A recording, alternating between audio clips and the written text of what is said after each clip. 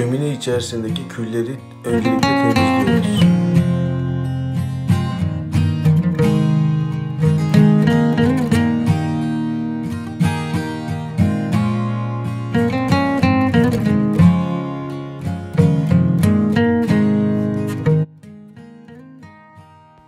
Şimdi ise şöminenin camını sileceğiz. Nasıl sileceğimi göstereceğim.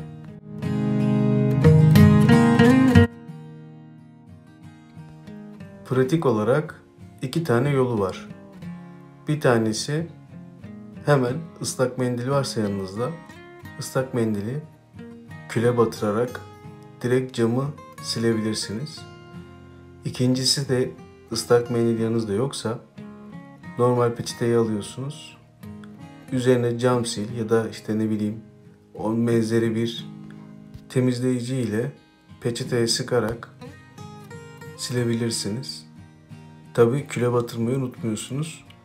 Çünkü oradaki sihirli cümle kül, camın temiz olmasını istiyorsanız ve çok uğraşmak istemiyorsanız küle batırdıktan sonra camı silmelisiniz.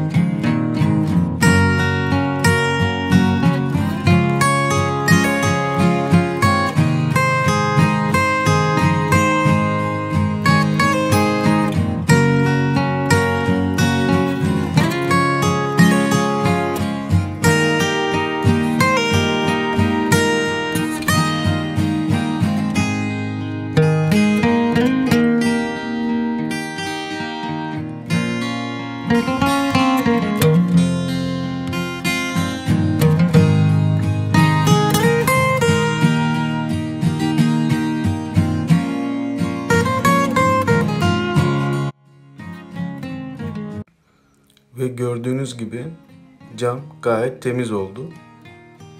Umarım işinize yarar.